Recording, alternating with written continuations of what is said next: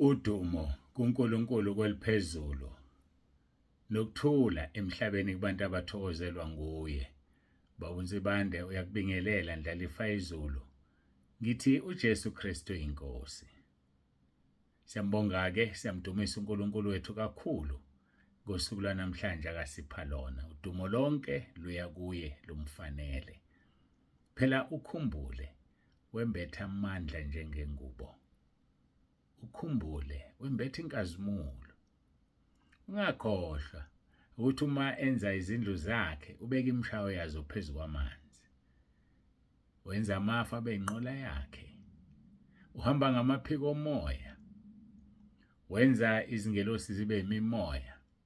Enze thina zikhonze zakhe sibe ngamalanga bomlilo. Engani phela yena ungumlilo oqothulayo. Awusiyambonga uNkulunkulu wethu osenza amalanga bomlilo. uSathane uyawabona, amadimoni ayawubona lo mlilo noSathane. Ithina nje kuphela singawuboni, kodwa siyawuzwa uvalelwe kulawo mathambo ethu. Hayi lo mlilo uvalelwe. Ayathoba imimoya, ayathoba amadimoni. Kodwa kusijabulisi lokho ukuthi uJesu asijabulela ukuthi amagama ethu alotshiwe encwadini yokuphila. Siyambonga uNkulunkulu wethu kakhulu kule mpela sonto siphuma kuyona ebixakekile ibhizi. Ngomgqibelo besisekuphumuleni siphusha inkonzo eyashiwa uMama uCele, umfundisi wethu esimthanda kakhulu osesandulele ukuya ekhaya. Inkonzo ke wayishiya besiqhubha yona ke siqedela umsebenzi wakhe ayewuqalile.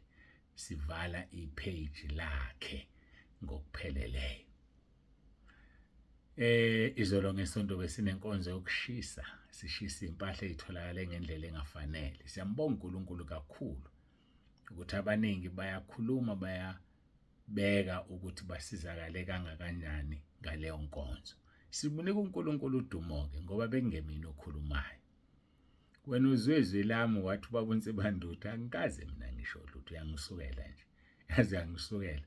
Mina ade ngihlalele phansi lapha enkonzweni. uNkulunkulu esebenzisa lo mzimba nale voice.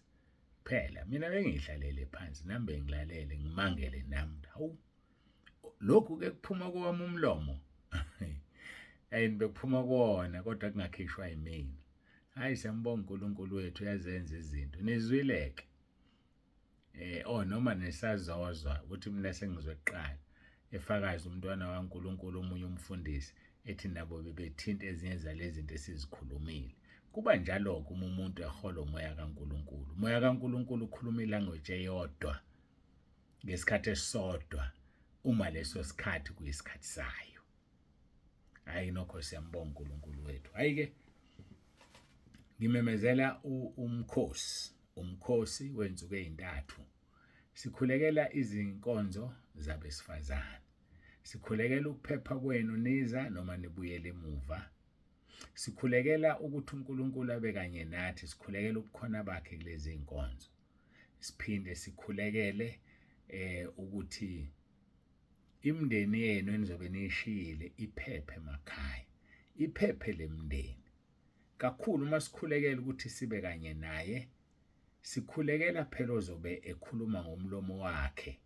Lo ozobe siphathela izwi noma labo abazobe besiphathela izwi angazi anginayo ke imini clue. Phela inkonzo zabesifazane lezi. Mina nje kwinkonzo zabesifazane nje uNkulunkulu uzosebenzisa umuntu wesifazane ukukhuluma nomuntu wesifazane. Mina obami ubukhona enkonzweni ngizobe ngirekhodi inkonzo kuphela. Angigcizeleleke labo mphinde futhi labo ababhukhile Friday bebhukhele ukuthi bazihlanze balungise ngoba bayabhabhadiswa ngesonto. Abasigcina isikhathi bafone ngizobe ngibalindile. Babhukhile so Friday ngizobe ngikhona ngibalindile abafone ngezikhathi abazinikeziwe.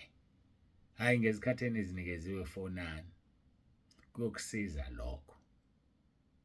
Kuyokusiza kakhulu. Ngesonto ke ngokugcinwa inkosi khona kade babhukha. Bebhukhela ukubhabhadiswa mangaphazama iminyaka esembili belinda ukubhabhadiswa. Bazobe bhabhadiswa ke ngesonto. Siyambonga ke uNkulunkulu wethu kakhulu niphile niphile ezindaweni zonke. Siyanithanda emakhaya, siyanithanda lapho nikhona. Shumayelani ivangeli lenkosi yethu uJesu. Shumayeleni ngomlomo wenu nifakaze.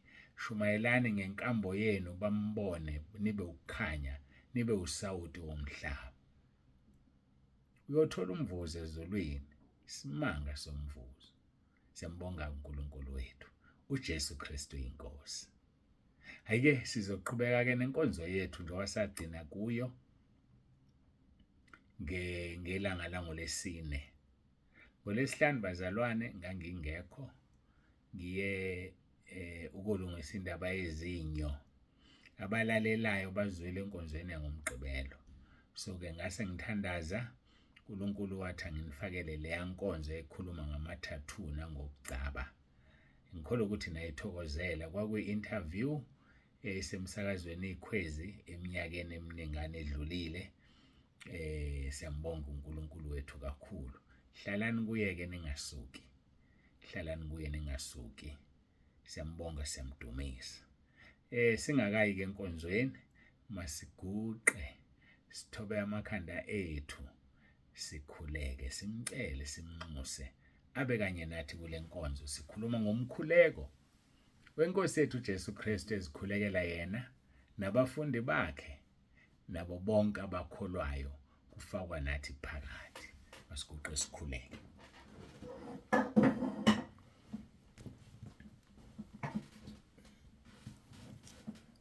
Baba, egameni likaJesu ophilayo, uNkulunkulu wethu onomusa, siyazithoba phambi kobuso bakho, sibonga uthando sithande ngalo.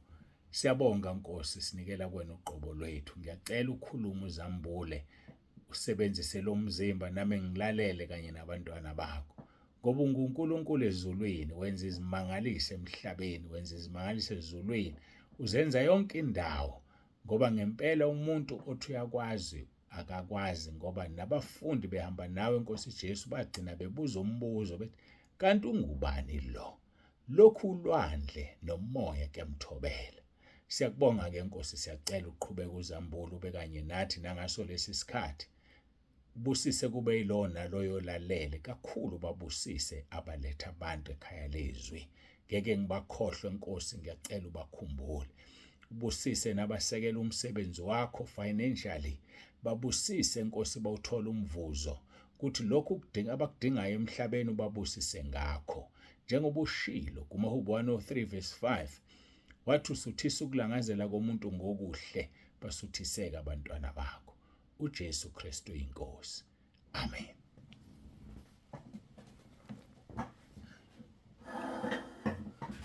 Siyambonga uNkulunkulu wethu kakhulu, bangcwele, siyamdumisa. Angazi ngizokubeka kanjani, kodwa siyambonga. Ziningi izinto ezinhle asenzela zona. Asifundeke ngokaJohn chapter 17, sofunda uverse 1 noverse 2. Bese siqhubeka-ke laphaya ngokaJohn chapter 12. uJesu wakhuluma lokho, wayesephakamisela amehlo akhe ezulwini, wathi, Baba, isikhathi sifikile, khazimulisa indodana yakho ukuze indodana ikukhazimulise wena. Njengalokhu iphila amandla phezu kwenyama yonke, ukuba bonke oyiphe bona ibaphe ukuphila okuphakade. Hayike, asiqhubeke-ke nendaba yethu ngokaJohn chapter 12. Ngizoqala ukufunda kuverse 26. Kahle kahle saqala kuverse 23. Uma umuntu engikhonza akangilandele, nalapho ngikhona mina soba khona isikhonzi sami. Uma umuntu engikhonza, uBaba uyakumazisa lowo. Ubani ongathanda ukwaziswa uNkulunkulu? Umuntu odala izulu nomhlaba akwazise, kodwa-ke khonza uJesu. Khonza uJesu, uyise uzokwazisa. Verse 27. Kalokhu umphefumulo wami ulisize, ngiza kuthini na, Baba, ngisindise kulomzuzu. Kodwa ngenxa yalokhu ngize kulomzuzu. Baba, khazimulisa igama lakho. Weza uJesu kulomzuzu ukuze kukhazimuliswe igama likaNkulunkulu. Into ayizela nje kulomzuzu ukuthi kukhazimuliswe igama likaNkulunkulu.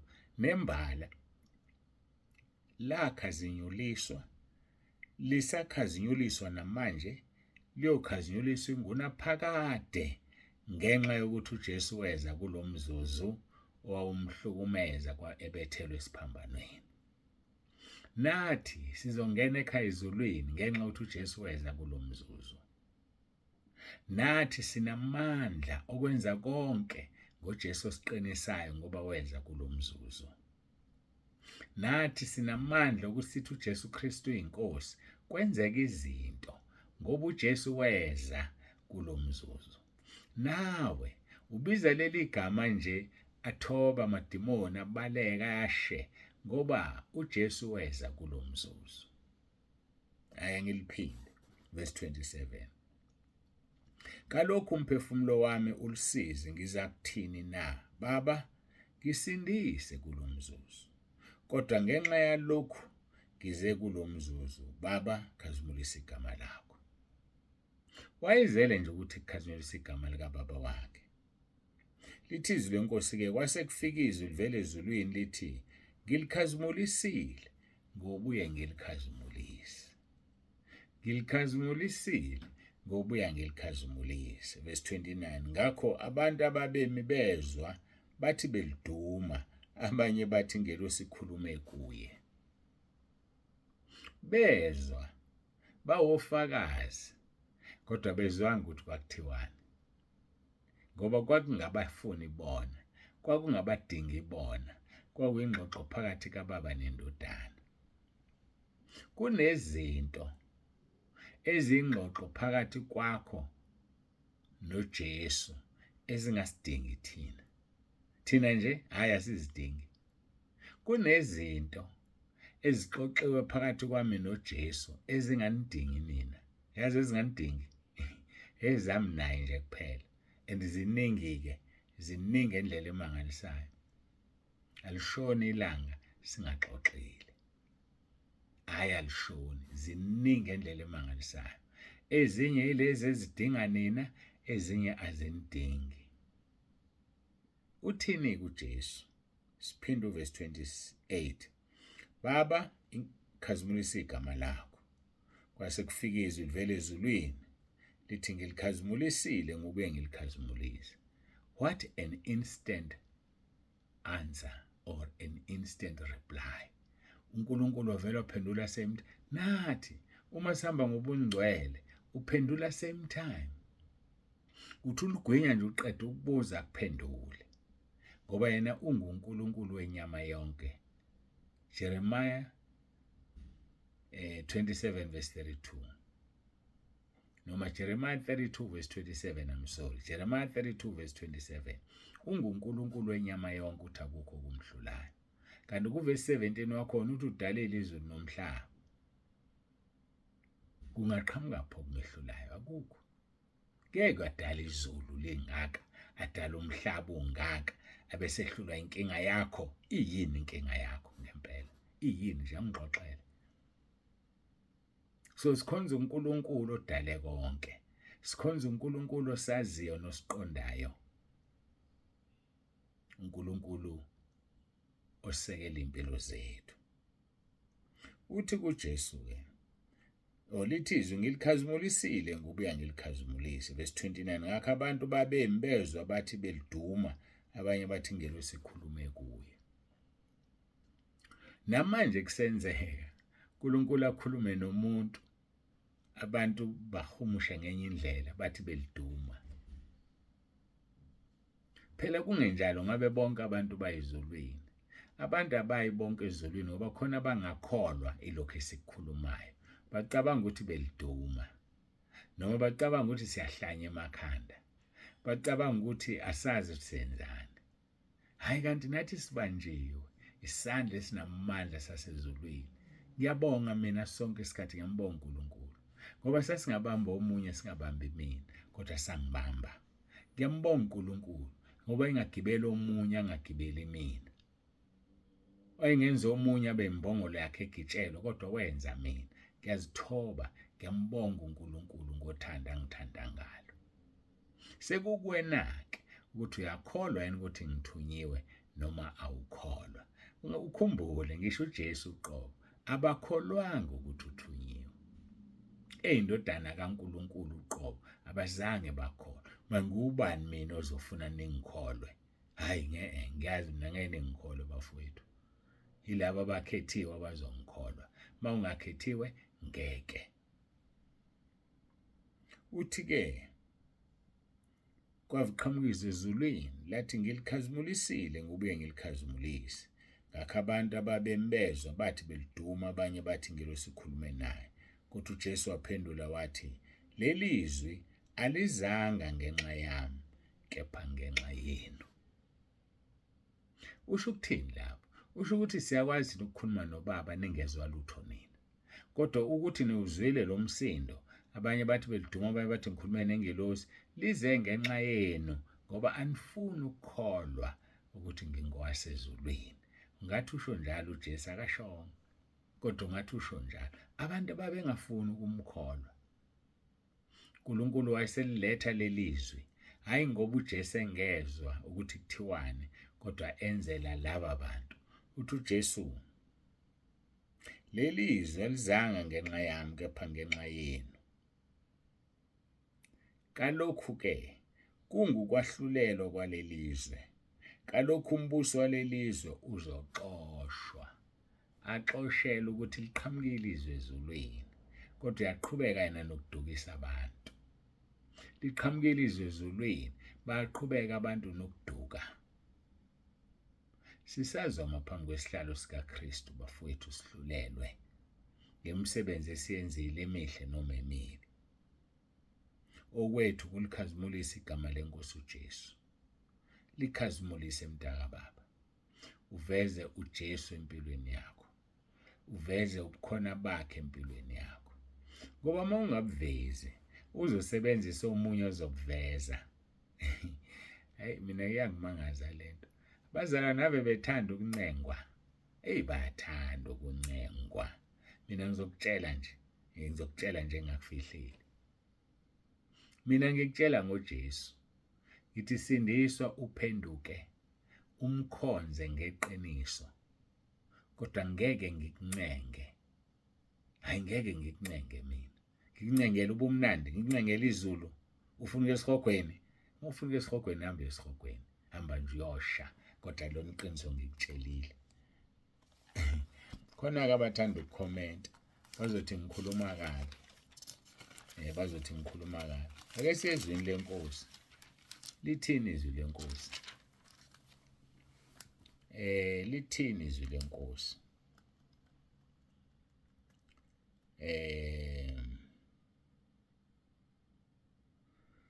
Ngiyabheka ngiyeza masinyane nomvuzo wami unami ukumnika yilo naloyo njengomsebenzi wakhe. Ngingu-Alpha no-Omega, ukuqala nokuphela, isiqalo nesigcino. Babusisiwe abahlanza izingubo zabo kube bathola ilungelo labo emthini wokuphila, bangene emzini ngamasango. Ngaphandle kukhona izinja, nabathakathi, nezifebe, nababulali, nabakhonza izithombe, nabo bonke abathanda nabenza amanga.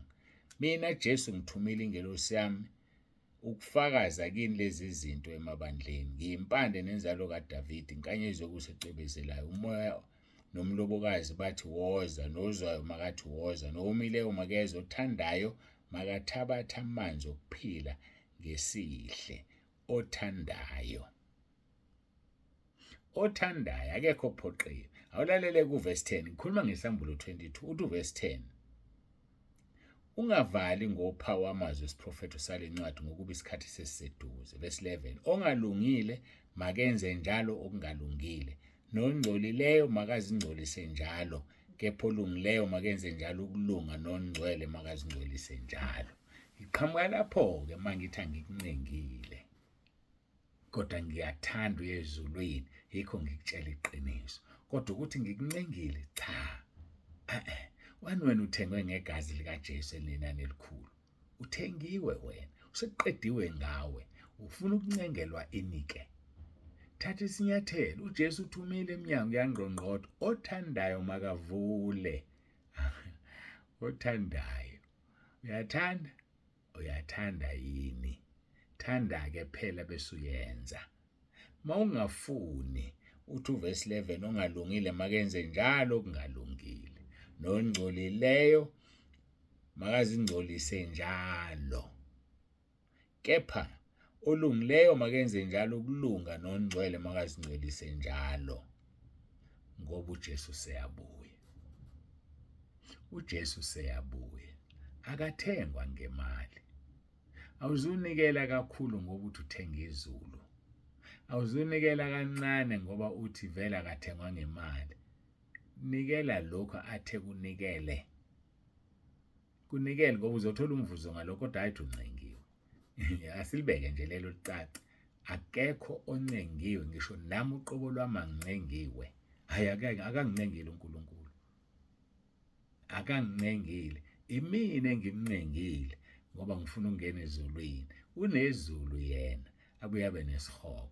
Manje angifuni ke esihogweni. Ngiyamncenga usuku nosuku. Ngiyakhuleka, ngiyathandaza, ngiyazilonda, ngiyazigcina. Ngihamba ngobungcwele ngoba yena uyangithanda. Ungithande kuqala kodwa akangincengile. Khona abanye abantu abacabanga ukuthi bancengiwe. Ngisho ebandleni awuncengiwe.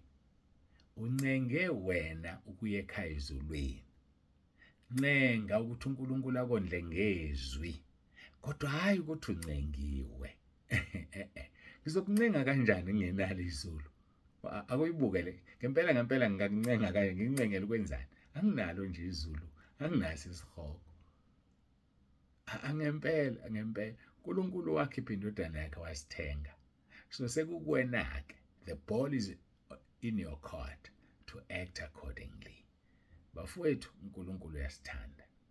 uNkulunkulu wethu uluthando. Lisho njalo-ke izwi, bengilithinta nje kwisambulo, khona nizoyizwa indaba yesambulo ukuthi akekho oncengiwe, onaye akone njalo angayiyeki, nongcolile makazingcolise njalo angayiyeki, kodwa wenza ukulunga kenza ukulunga njalo angayiyeki. Sekufika isikhathi la kufanele wenze into oyithandayo. Sithule nje thina sikubuke, siphike ngokuthi sikutshelile iqiniso, iqiniso liyakuhlaba. Yebo, sithanda kakhulu bese ekhaya lezwi. Siyathanda ngendlela esimanga bese ekhaya lezwi. Kodwa uma ungathandi ngeke sikuphoqe. Mina kodwa uma uhamba emva usulalele lenkonzo, uhamba neve enyameni, uzwe kahle, ngeke uzilandulele ngosuku lokugcina. Baba, khazimulisa igama lakho. Kwase kufika izwi livela ezulwini lathi ngilikhazimulisile, ngobuye ngilikhazimulise. Ngakho abantu ababembezwa bathi beliduma, abanye bathi ingelosi ikhulume naye. Wasethi uJesu, lelizwe alizanga ngenxa yami kepha ngenxa yenu. Kalokhu kungukwahlulela kwalelizwe, kalokhu umbuso walelizwe uzoxoshwa. Ngiyacela siguqe sithandaze, simbonge uNkulunkulu ngalelizwe lakhe. uJesu Kristu inkosi.